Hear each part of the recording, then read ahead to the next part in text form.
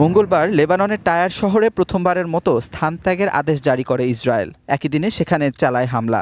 স্থানীয় সরকার ও সংবাদ মাধ্যম জানায়, মার্চ মাস থেকে হিজবুল্লাহর সাথে পাল্টা হামলা শুরুর পর এটি ইসরায়েলের সবচেয়ে বড় হামলা। গত সপ্তাহে ওয়াশিংটনের মধ্যস্থতায় লেবানন ও ইসরায়েলের মধ্যে একটি যুদ্ধবিরতি চুক্তি হয়।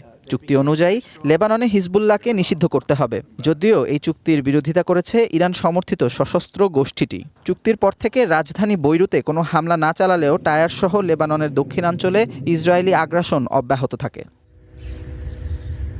টায়ার শহরে হিজবুল্লাহ সদস্যরা লুকিয়ে আছে এমন দাবি করে সেখানে অভিযান চালিয়ে যাচ্ছে ইসরায়েলি বাহিনী। তবে এই দাবির পক্ষে কোনো প্রমাণ দেখাতে পারেনি তারা। এদিকে ইসরায়েলি সরকারকে যুদ্ধ বন্ধের জন্য আলোচনার টেবিলে বসার অনুরোধ করেছেন লেবাননের প্রেসিডেন্ট জোসেফ আউন। সিএনএনের একটি সাক্ষাৎকারে জানান, যুদ্ধ বন্ধ নিয়ে আলোচনা করতে তিনি প্রস্তুত। অন্যদিকে লেবাননে চলমান অভিযানের জের ধরে ইরান ও ইসরায়েলের মধ্যে চলে পাল্টা হামলা। এতে করে ওয়াশিংটন ও তেহরানের মধ্যে বাড়ছে যুদ্ধবিরতি চুক্তি নিয়ে অনিশ্চয়তা। তবে সোমবার ট্রাম্পের অনুরোধে হামলা বন্ধ রেখেছে তেহরান ও তেল আবিব। আর কোনো হামলা হলে কঠোর জবাবের হুঁশিয়ারি দিয়েছে Netanyahu. Amanur Rahman, one international desk.